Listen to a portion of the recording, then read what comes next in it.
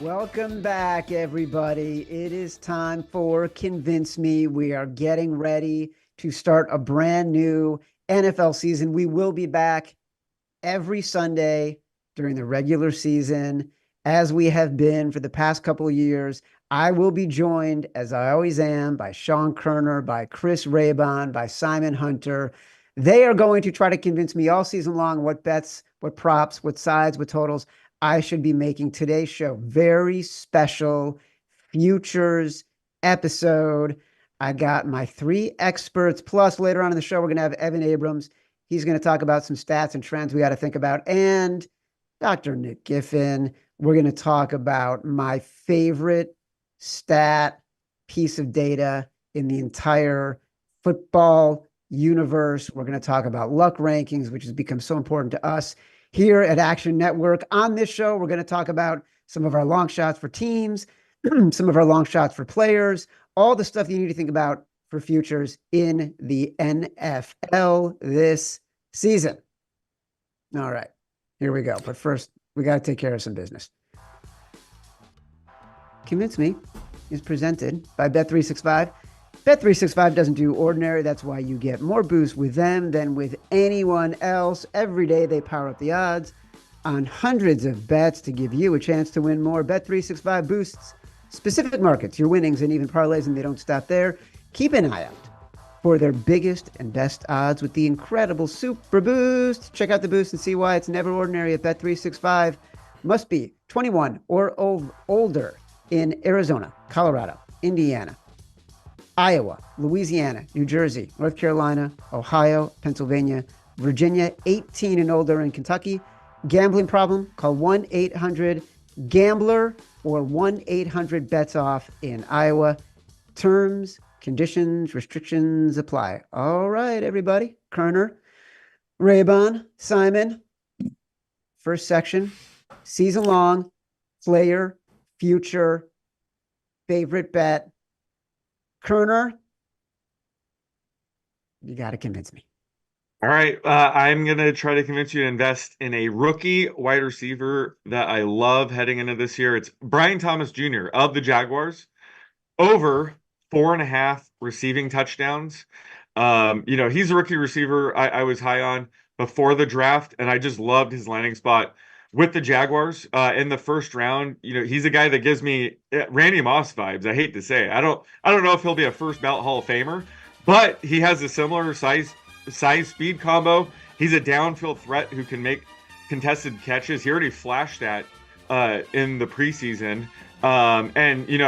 He's probably the most likely player to fill the Calvin Ridley void left behind as he's with Tennessee this year. But Calvin Ridley led the league with 24 end zone targets last year. And that's where I think Thomas Jr. is going to thrive. Like I said, he can win downfield and in the red zone. So I'm expecting him to pick up a lot of those potential touchdowns. I'm also expecting Trevor Lawrence to have a breakout season here in year 5, which I think offers Thomas Jr. Even more upside than people realize heading into year 1. So I'm projecting him a full touchdown higher than this and give him about a 60% chance to clear 4.5 touchdowns this year. All right, listen. We're being as ugly as ever. We are so on brand. You are right now basically making Randy Moss comparisons with a Jacksonville Jaguars rookie receiver and saying, hey, this is my best player future bet of the season. Simon, I mean, that's some chutzpah right there from Kerner coming in with something like that. And unfortunately, Chad, or fortunately, it depends how you look at it, we're going to keep going with talking about the Jaguars here. And my prop here is Trevor Lawrence to lead the league in passing yards. I just think it's too low. It's 22-1, Chad. It's 22-1. It's too far low for this guy that last year he almost led the league in passing yards, and he was hurt for half the season. Like, this is a guy that Doug Peterson trusts to pass the ball. Now you mix in that I do believe in Brian Thomas, this rookie from LSU. I think the hype's real with this kid. Christian Kirk's going to be healthy coming into this season. Evan Ingram is another great pass catcher at tight end. And then Travis Etienne's back, fully healthy. So it's just all four guys that are starters right now are really great pass catchers. And to me, it's the best offense he's ever played with Trevor Lawrence. So the fact that this isn't closer to 15-1, 14-1, I love this value. That's why I'm giving it out here. Just 22-1 just feels like it's too much, especially in this division that we expect there to be a lot of points, right? Like the Colts should be more competitive. Houston, we already know how great they are. Even Will Levis and Tennessee Titans, you think will be able to move the ball. So I think overall, look at this Jaguars team. Their defense is just bad enough and their offense is just good enough where I think they will be a very pass-heavy offense this upcoming season. We've seen it before. Doug Peterson, he doesn't mind going no backs, right? He doesn't mind spreading out 5 guys wide. So to me, it's a perfect match of quarterback where he thinks he's going to take that next step in year 5 with a coach that doesn't mind passing the ball a lot. So I love this at 22-1, the league lead in passing.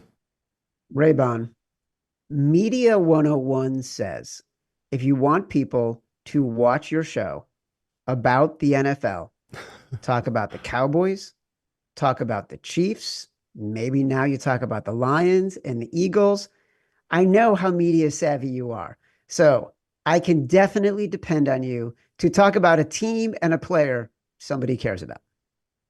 Yeah, no, Chad. Bryce Young, over 3,200 passing yards. The Carolina Panthers, the worst team in the league last year, but this prop should be easy money for Bryce Young. All he's got to do, he could miss a game. All he still has to do is average 200 passing yards per game. They shored up the interior offensive line through $100 million at Robert Hunt from Miami, which is really important for Bryce Young because as a guy who's on the shorter side, interior pressure is going to bother him a lot more. The tackle situation is fine. They have pretty good tackles in Carolina. So just night and day. But I think the biggest reason to bet on Bryce Young and just this Panther team in general is Dave Canales comes over at head coach. And remember 2 years ago, Geno Smith, opening day starter for Seattle, low expectations, but Canales is his quarterback coach. Geno goes on to have a career year. Regresses a little bit last year with Canales gone, but Canales goes to Tampa Bay.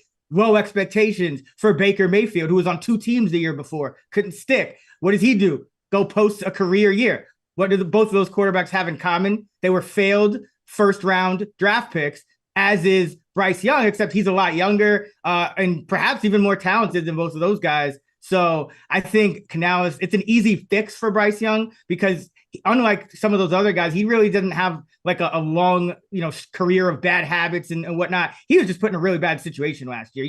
The supporting cast was terrible. The coaching was terrible. Now that's all remedied and he doesn't have to do much to get over this number. Again, he could miss a game and still average just 200.1 yards passing and get over this prop. So the math, go with Bryce Young over 3,200 passing yards.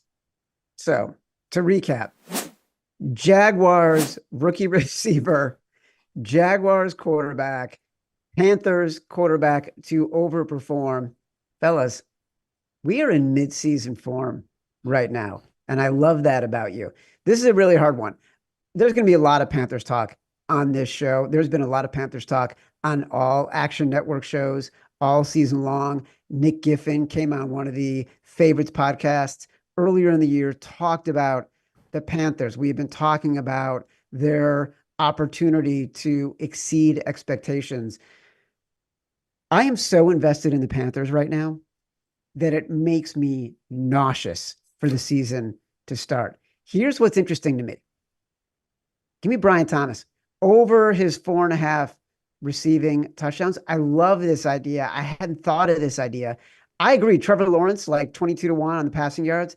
I have invested in Trevor Lawrence to do something to lead the league. I think every year he's been in the league and it has never worked out for me, but I do like Sean Kerner, Brian Thomas. Let's roll. Nice one, Kerner. All right. Now let's talk about team specific futures. Kerner, you're up first.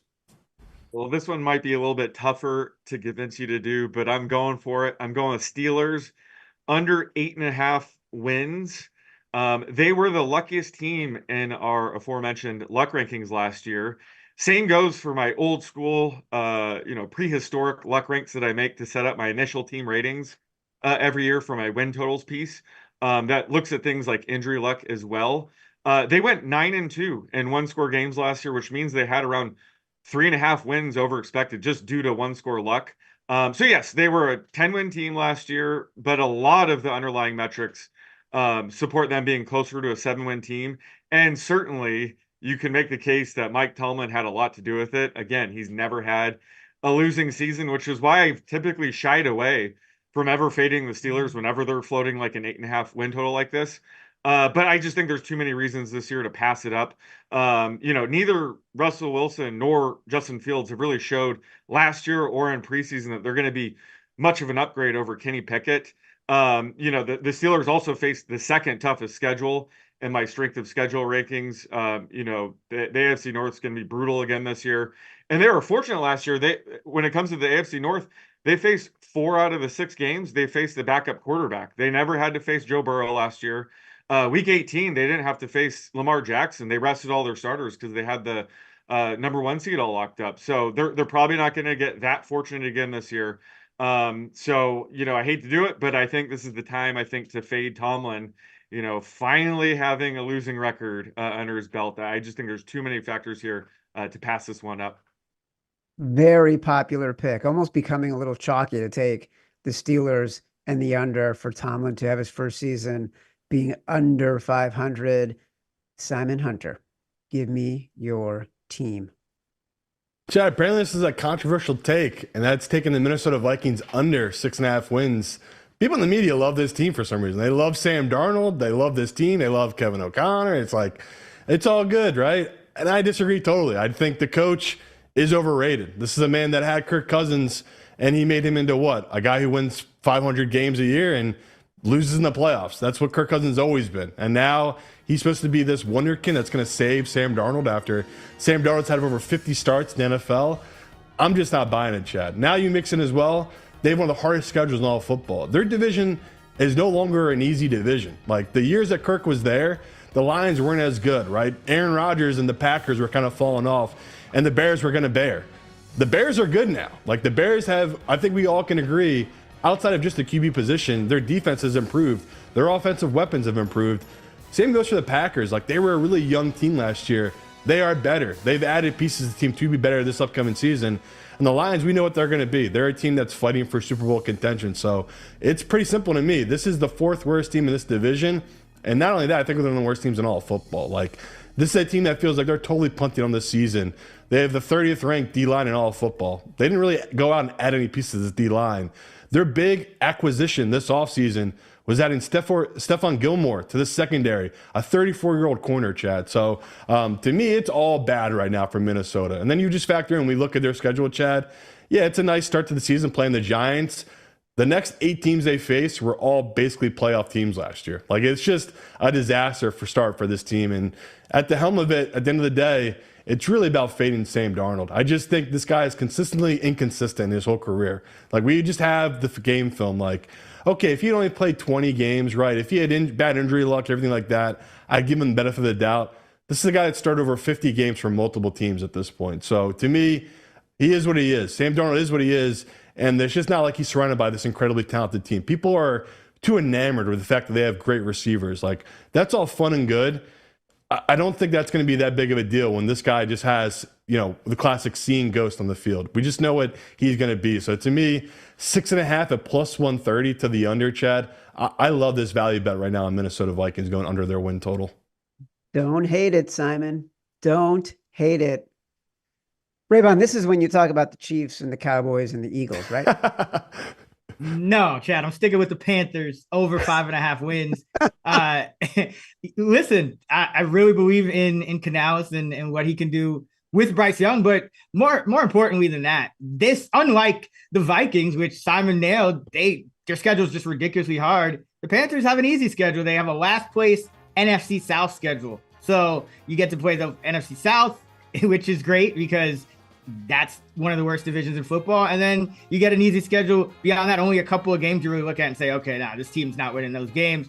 But since 2002, teams that underperformed their Pythagorean win total by more than a win, which the Panthers did last year, they were 2-15, but they were a little unlucky to be 2-15. They should have been more like 3-14 or 4-13 because their Pythagorean win total was 3.5. So teams that underperform by 1 win or more are 83, 68, and 4 to the over the next year. That's 55%. The following season already laid out, how much better their offense is going to be from the additions at receiver, from the additions on the interior line. The defense is solid as well. So I really like this Panther team. And Canales, just for some context, 2022 when Geno was taking over for Seattle, their win total was 5.5 as well. Canales leads them to a career year. They put up 9 wins. Tampa Bay last year, Canales is there looking at working with Mayfield. Their win total coming into the year was 6.5. They put up 9 wins and win a playoff game. So it's not crazy for just an improvement in the quarterback position alone. Forget all the additions to lead to a much better season. So I think this Panther win total is still a win too low. I have them projected for 6.5. Yeah, look, this number has moved, and you've been talking about this almost all offseason. This number's moved from 4.5 through 5 to 5.5, and you got to pay a price at 5.5. So I like this bet a lot. I actually bet the Panthers 11-1 to win the NFC South on the favorites with Simon. I had the Panthers actually making the playoffs as one of 7 teams making the playoffs. But I'm going with Simon. And not only do I love the Vikings under 6.5, I bet the Vikings alt line of under 4.5 at much bigger plus money. I bet the Vikings to have the worst record in the NFL at 15-1. To put a fine point on what Simon said about the Vikings defensive line, they lost Danielle Hunter to the Texans, a guy who's been getting 15, 16, 17 sacks the last few years. The replacement is Andrew Van Ginkel, a 29-year-old who has had one good season with the Dolphins and has spent the rest of his career basically being a mid-level replacement player getting injured. Their first 7 weeks, they play the Giants. They are road favorites, short road favorites at the Giants. Then they have the Niners, Texans, Packers, Jets, Lions, Rams. To Simon's point about how hard their schedule is, they've got a very tough road. I'm going with the Vikings under their win total. Thank you, Simon. Everybody, if you like to get free money and the opportunities that come with it, you must play the Favorites Podcast $100,000 pro football pick'em contest. There's no entry fee. All you do is sign up. You're going to make 5 NFL picks each week. Compete for our $40,000 first place prize. Every week, the winner gets $1,000 of the week that you make the picks. Join now for free at favorites.actionnetwork.com. Make your week 1 picks today. We welcome back Action Network's Director of Research, Evan Abrams. Tell us how we're all right, Evan. Chad, you might have picked the Vikings in the last segment, but you have to realize this is a Carolina Panthers live show. So this is who we are as a group. So I'm going to continue with the Panthers and give you a fact that I had to double check. So the Panthers have the worst Super Bowl odds of any team entering this year at 250-1. This will mark the first time since the 2005-06 49ers that a team picked number 1 in the draft and had the worst Super Bowl odds the following season. So Raybon has some serious expectations here, but honestly, here's some facts that I couldn't even believe. So the Panthers haven't covered the spread in a game they were favored since September of 2021. It's going to be almost 3 full seasons. They've lost 9 straight games ATS as a favorite. They've been an underdog in 20 consecutive games and 29 of the last 30, last being favored in 2022 against the Steelers. In that span, every other team has at least 3 covers as a favorite. So Panthers are literally in their own group, and that's why everyone here likes to bet bad teams, and they like betting the Panthers. So that's number 1. Number 2, kind of want to talk about the Texans hype for a second, which I thought was pretty interesting. So 7 teams have made the Houston jump, which is 150-1 to win the Super Bowl the year prior to 20-1 or shorter the next year. 5 of those 7 teams finished the regular season below 500 against the spread. 3 made the playoffs. 2 won a playoff game. Only 1 made the conference championship and none made the Super Bowl. So what the Texans are trying to do right now, a little bit unprecedented. And then finally, I think everyone on this podcast, live show knows this. The surprise team should be incoming. So there's been at least one team to make the playoffs with a preseason win total under 500 in every season over the last 20 years. Not only that, team with a win total below 7 has made the playoffs in 4 straight years. That's the first time that's happened since 98 to 2001. So we're seeing some bigger playoff brackets and some unexpected teams, Chad. I cannot believe how much we're talking about the Panthers. It is like, it is freaky. We don't even plan this, and every single segment is something about the Panthers. I'm almost sick to my stomach actually talking about them. Nick, come to us with some luck conversation that will take us away from all this Panthers talk. Tell me we're going to have something about the big name teams, the teams with the guy that is dating Taylor Swift, the teams that cause all the controversy in Dallas, the teams that everybody loves to hate in Philadelphia. Give me something. Well, Chad, I'll give you Tom Brady's former team, the Tampa Bay Buccaneers, which of course share a division with the Carolina Panthers. So if we like the Carolina Panthers, maybe there's room to dislike the Tampa Bay Buccaneers. And so my first luck bet of the 2024 NFL season is the Tampa Bay Buccaneers to go under 7.5 wins. You can get that at plus 125. Look, Tampa Bay was luck city in 2023. We talked about how Pittsburgh was number 1 in the luck rankings. Well, Tampa Bay was 3rd in the luck rankings, but they pretty much hit all the luck categories. They were near the tops in injury luck. They had the 10th best injury luck, but really it was even better than that because they didn't have a single key starter on offense miss a game, not one game. And then on defense, their 2 best players did not miss a single game. So they had amazing injury luck. They also had amazing turnover luck. Fumbles on both sides of the ball, they recovered more than expectation. And also Baker Mayfield interceptions, which is alluding to something we may be talking about in a little bit, was very, very lucky as well. Scoring luck, offensive and defensive scoring luck, they came in over their expected points on offense. And of course, expected score is what powers our luck rankings. And they came in under the expected score on defense, right? So allowing fewer points than expected. And that was for a variety of reasons. Don't necessarily need to dive into all of them, but basically both the offense and the defense is due for a little bit of regression. And they didn't have, terrible turnover on either side of the ball. So I think it's going to be relatively sticky, where these offense and defensive units perform relative to last year. So we should definitely expect some regression. And finally, Tampa Bay has the unluckiest schedule in 2024. Now, they do have the 24th easiest schedule per Sean Kerner's schedule power ratings, but that could even be a little bit undervalued because Tampa Bay faces 12 teams that finished in the bottom half of our luck rankings last year, and only 5 teams that were in the top half. So a lot of teams due for improvement based off the fact that they were unlucky last year, including all 3 of their division rivals who ended up in the bottom 5 of our luck rankings. That is 6 games right there. That is going to be very tough for Tampa Bay with some improving teams in the NFC South.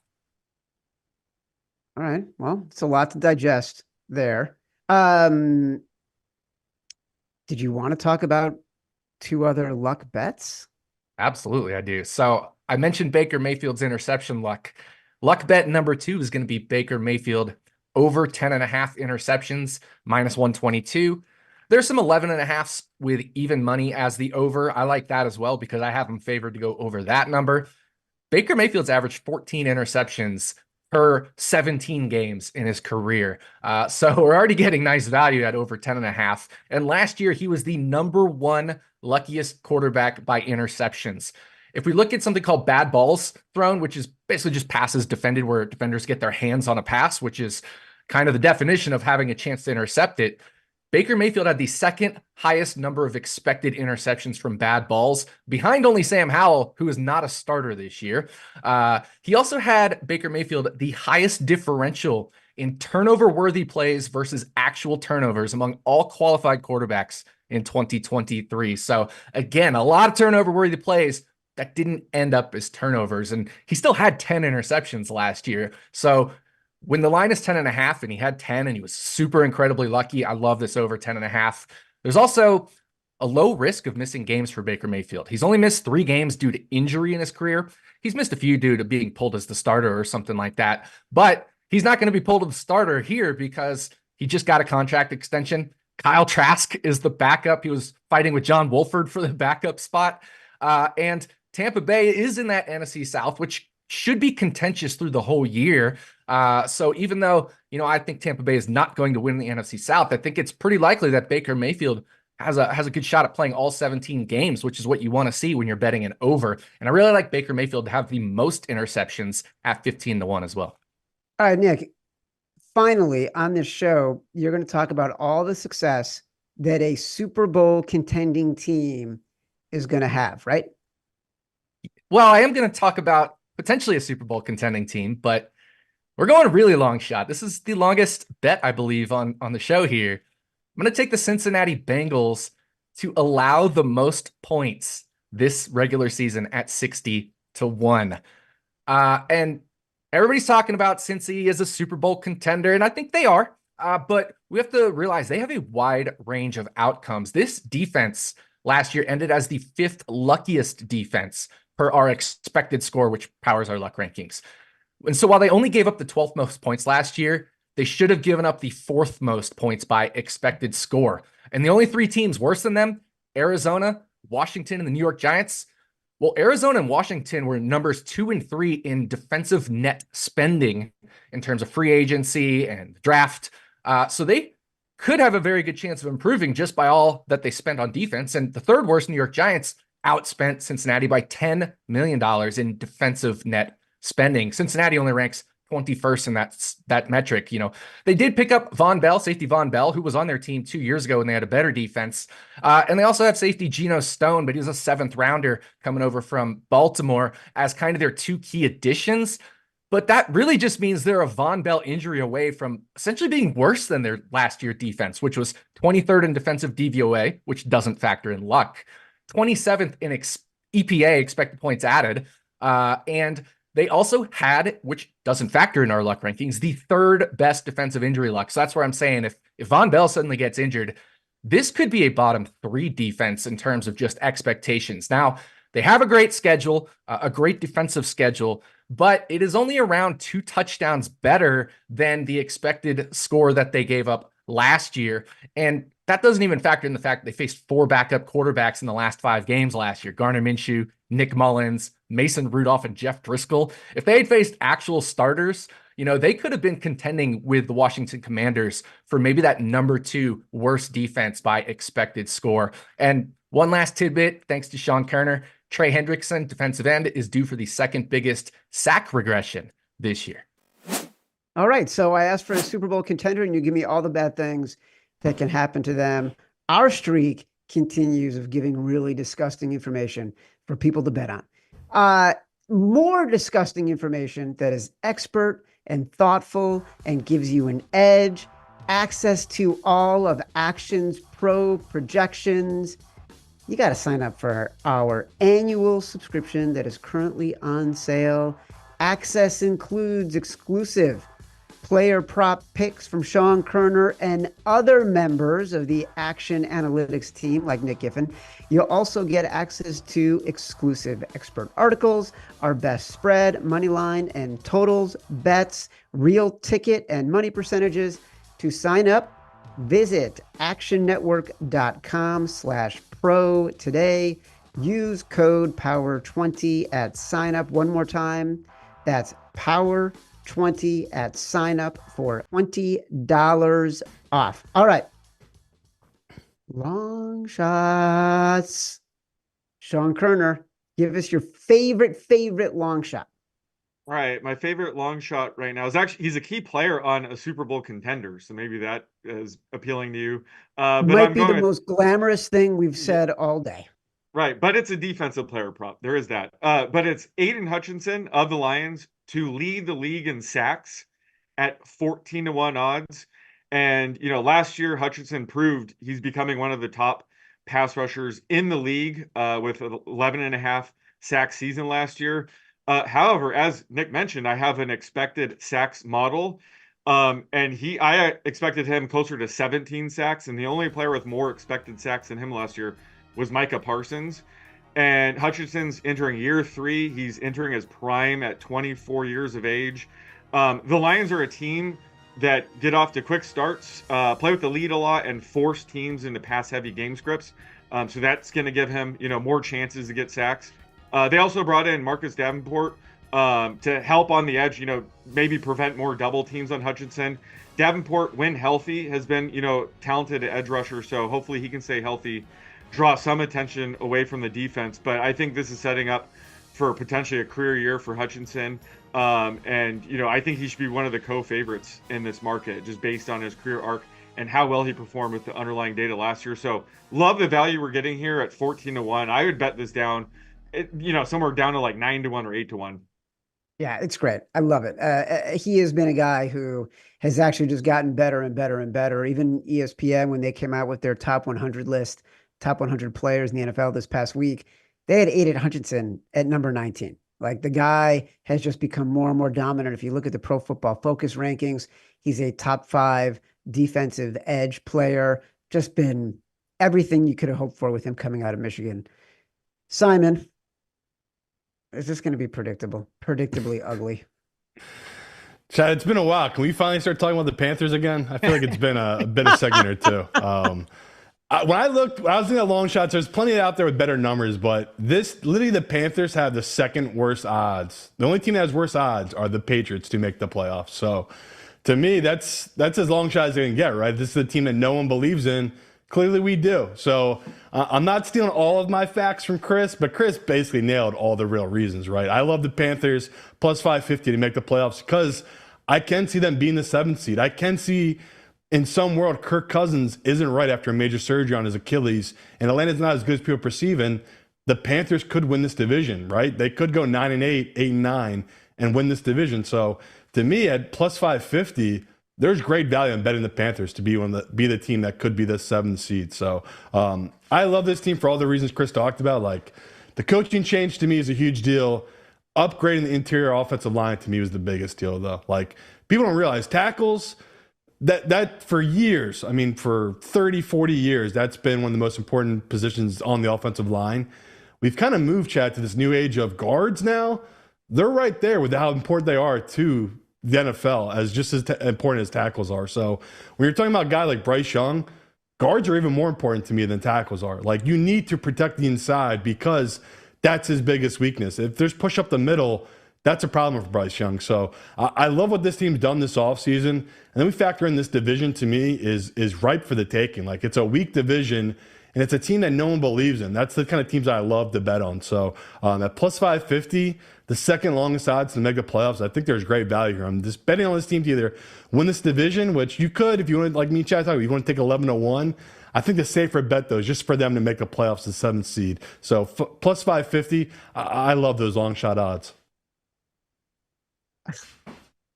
I don't even know what to say. It's like we've had the Panthers literally in every segment of this show. Raybon, what do you got? Let's go with Blake Corum, rookie running back for the Rams, to lead all rookies in rushing touchdowns at 8-1. I know Sean likes a similar bet. I think Corum to lead all rookies in yards, and I like him for touchdowns for the same reason. I think he's going to be a lot more involved in this Ram offense than people may think, because most people probably don't know who the heck he is unless you were watching, college ball last year. But he sat the entire preseason, which is pretty unprecedented for a rookie. He wasn't hurt.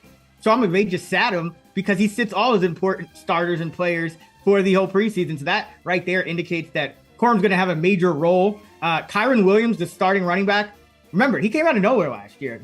Cam Akers was projected to be the starter. And Kyron Williams comes out of nowhere, puts up a monster year. Blake Corum could do the same exact thing because he was drafted because Kyron Williams has some durability issues, never played more than 12 games in a season, had a career high in touches last year, and more than I've seen him get in college. I don't have his high school stats, but it could have been the most he's ever had in his life. So there's a chance for injury, but there's just a good chance that Corum is just very involved from week one, and he's likely to steal more early down work from Kyron, because Kyron is, profiles more as a satellite back, a guy who could play on passing downs, which could also include goal line work. And this Ram team, the 5th most running back carries, the 5th most running back touchdowns last year. So even if Corum is a straight up backup to Kyron Williams, there's still enough there potentially for him to lead the league, because he's competing with, quarterbacks, guys like Jaden Daniels and Bo Nix and Caleb Williams. And then Jonathan Brooks, who's going to miss at least the first 4 games. Marshawn Lloyd, who's in the doghouse. This is a wide open race for rookies here. So I like Corum to get the most touchdowns for rookies at 8-1. I think it should be, a lot closer to like 3-1. Yeah, I love this pick. Kyron Williams also, he's going to be returning punts. Like there's more of an opportunity for injury, more of an opportunity for Sean McVay to decide, okay, we want to use him in different ways. Love this idea. I also love the Aiden Hutchinson pick, but I'm going with Blake Corum, partially because I just didn't choose anything from Raybon today, and I don't want him to be sad.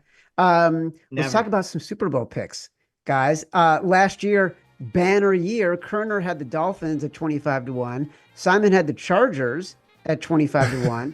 Raybon had the Cowboys. Listen, no team is better in November, December than the Cowboys. So 14-1. Raybon, did you want to say something? No, I'm just upset with myself for even. All right, I just want to make sure that we weren't getting into it wrong. Or even feeding into it. Kerner, give us your surefire, no chance this is going to lose Super Bowl pick. Yeah, I'm going to go with the Texans at 16-1.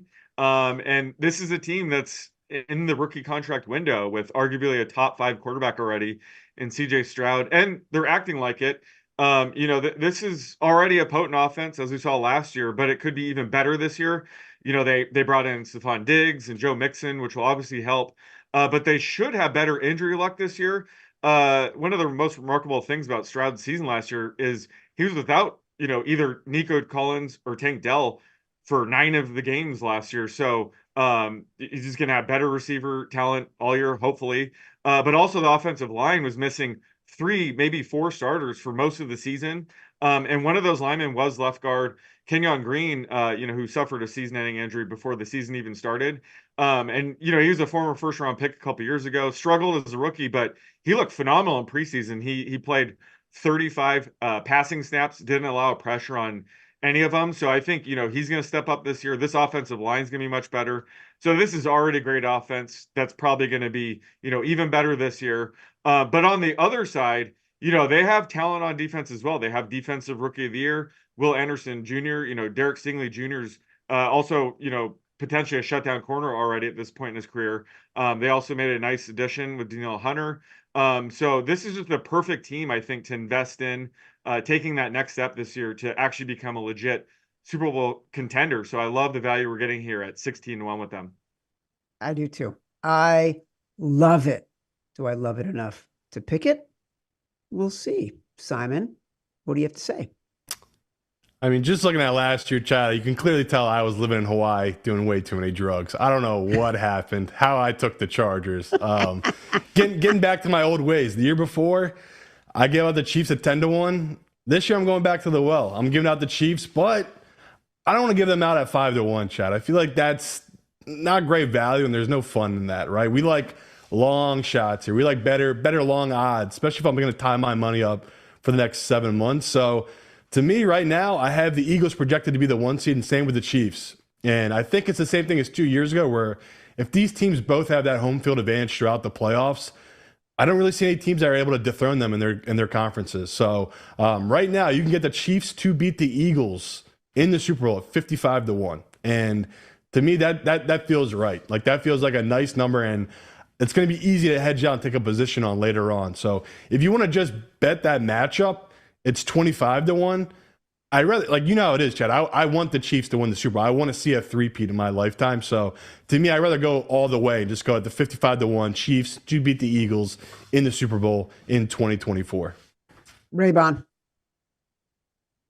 Yeah, man. I was on those same drugs Simon was on, apparently, picking the Cowboys last year. But this year, I think Simon kind of nailed it with the Chiefs, and I'm going with the Bengals 14-1 because I think they give you, number one, they give you a last place schedule, right? So this was a 9-8 team that lost its quarterback for, part of the year and still finished above 500, but gets a last place schedule. That gives them a path to the number 1 seed, right there with the Chiefs. And you're going to have the opportunity to buy out of this, because the most likely outcome, I think, is the Bengals and Chiefs end up again in the AFC Championship game. And remember, with Tom Brady retired, the only other quarterback to knock out Patrick Mahomes in the playoffs is Joe Burrow. And part of that, and I actually disagree with Nick. I think the Bengals defense is quite good. And I think they tend to, overperform their expected metrics because of Lou Anarumo, who's just an excellent defensive coach. And remember, he was the one that made those halftime adjustments to shut down Mahomes in that AFC Championship a couple years ago. The Bengals always play the Chiefs tough. And that's really what you need with a Super Bowl pick, because betting against the Chiefs is, at this point, it's just silly. So I think with the Bengals, you get another out here where I think the Bengals are going to cruise to the playoffs. And I think they have a straight path to that AFC Championship game. At that point, you'll have options, 14-1. You want to let it ride. You want to hedge a little bit. So that's why I like the Bengals. I think they just have the most realistic path to facing the Chiefs and the most realistic path to beating the Chiefs. So give me Cincinnati 14-1. Yeah, look, I love the Bengals. Simon and I both have talked about the Bengals on the favorites all offseason. We both bet the Bengals when futures odds were first being posted, and they were closer to 20-1 at the time. For all the reasons everybody has said, Joe Burrow is the only quarterback who's sort of been Mahomes' kryptonite. And if the one thing that worries me right now about them is this is their year. If they don't get it right this year, I think the window has closed because they're going to have so much salary constraints. And now Jamar Chase is walking off the field after 13 minutes, and we don't even know what his status is. I assume he'll play, but it's been pretty contentious. So it does worry me a little bit. I love Simon's matchup play. Love it. I'm choosing Simon's matchup play, Chiefs and Eagles. I like to play Super Bowl matchups anyways in 10 of the past 11 years. The Super Bowl teams have started the season with odds to win it all of 12-1 or less. So I have played round robins. I've got the Chiefs playing the Eagles. I got the Chiefs playing the Lions. I got the Chiefs playing the Niners, and all across the board. I'm going with Simon. Chiefs, Eagles, Chiefs over Eagles, 55-1. Convince me. It's presented by Bet365. Bet365 doesn't do ordinary. That's why you get more boosts with them than with anyone else. Every day they prop the odds on hundreds of bets to give you a chance to win more. Bet365 boosts specific markets, your winnings, and even parlays. And they don't stop there. Keep an eye out for their biggest and best odds with the incredible Super Boost. Check out the boost and see why it's never ordinary at Bet365. Must be 21 or older and present in Arizona, Colorado, Indiana, Iowa, Louisiana, North Carolina, New Jersey, Ohio, Pennsylvania, Virginia, or 18 and older in Kentucky. Gambling problem? Call 1-800-GAMBLER or 1-800-BETS-OFF in Iowa. Terms, conditions, restrictions apply. I want to thank Sean Kerner, Chris Raybon, Simon Hunter, Nick Giffen, Evan Abrams. Great insight to set up the entire NFL season. Convince me we'll be back Sunday mornings, starting week 1, Action Network YouTube page in the Action Network app. Check us out. See you soon, everybody.